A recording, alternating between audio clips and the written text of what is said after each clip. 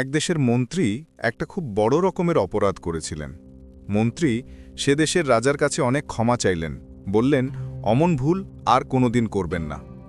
তখন রাজা বললেন, বেশ, তোমাকে ক্ষমা করব যদি তুমি আমার 3টি প্রশ্নের উত্তর দিতে পারো। তোমাকে 3 মাস সময় দিচ্ছি। প্রথম প্রশ্ন, কত দিনে আমার মৃত্যু হবে? দ্বিতীয় প্রশ্ন, ঠিক কত সময় আমি সারা পৃথিবী ঘুরে আসতে পারবো? তৃতীয় প্রশ্ন, যেদিন তুমি এই সব প্রশ্নের উত্তর নিয়ে আমার কাছে আসবে সেদিন বলতে হবে সেই মুহূর্তে আমি কি ভাবছি, এবং তা যে ভুল তা প্রমাণ করতে হবে।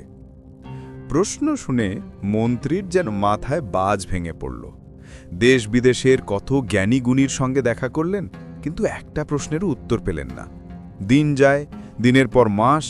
3 মাস পূর্ণ হতে যখন আর মাত্র কয়েকটা দিন বাকি, তখন এক রাখালের সঙ্গে তার দেখা হলো।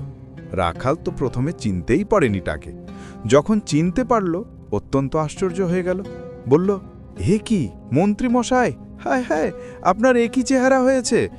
মন্ত্রী মশাইয়ের কাছে তার দুঃখের কাহিনী শুনল রাখাল। বলল, ও এই ব্যাপার, কিছু ভাববেন না মন্ত্রী মশাই, আমি আপনার সঙ্গে দেখা করব। আমার কথা মতো কাজ করবেন, দেখবেন সব ঠিক হয়ে যাবে। 3 মাস যেদিন শেষ হল, মন্ত্রীমশাইকে নিয়ে রাখাল গেল রাজসভায়। মন্ত্রীমশাই সেজেছেন রাখাল, আর রাখাল সেজেছে মন্ত্রীমশাই। মন্ত্রীকে দেখে রাজা হেসেই ফেললেন। বললেন, বাহ মন্ত্রী, খাসা চেহারা বানিয়েছ তো। আমার প্রশ্নের উত্তর প্রস্তুত? হ্যাঁ মহারাজ, প্রস্তুত। আপনার প্রথম প্রশ্ন, আপনি ঠিক কতদিন বাঁচবেন? তার উত্তর হল, আপনি ঠিক ততদিনই বাঁচবেন যতদিন না আপনার শেষ নিঃশ্বাস পড়ছে। শেষ নিঃশ্বাস পড়ার আগে কোনো মতেই আপনার মৃত্যু হবে না। রাজা বললেন, বাহ মন্ত্রী, সাবাস, ঠিক উত্তর দিয়েছ। বেশ, এবার দ্বিতীয় প্রশ্নের উত্তর দাও। মহারাজ, আপনার প্রশ্ন হচ্ছে সারা পৃথিবী ঘুরে আসতে আপনার কত সময় লাগবে?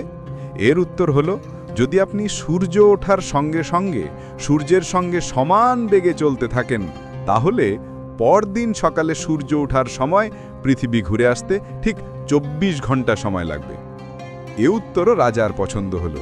তিনি বললেন, বেশ, এবার শেষ প্রশ্ন, বলো এই মুহূর্তে আমি কি ভাবছি, আর যা ভাবছি তা যে মিথ্যা তা প্রমাণ করো। উত্তরে মন্ত্রীবেশী রাখাল বলল, মহারাজ, আপনি অবাক হয়ে ভাবছেন আপনার অমন নাদুস মেদুস মন্ত্রী কেমন করে এমন রোগাপটকা হয়ে গেল। রাজা বললেন, সত্যি তো, সে কথাই তো আমি ভাবছি। বেশ, এবার প্রমাণ করো যা ভাবছি তা ঠিক নয়। এই দেখুন প্রমাণ মহারাজ। এই বলে মন্ত্রীবেশী রাখাল এক টানে তার মন্ত্রীর পোশাক খুলে ফেলল। রাখালের পোশাক পরা মন্ত্রী কাঁচুমাচি করে এক সভার কোণে দাঁড়িয়ে দাঁড়িয়ে কাঁপছিলেন। ছদ্মবেশ খুলে ফেললেন তিনি।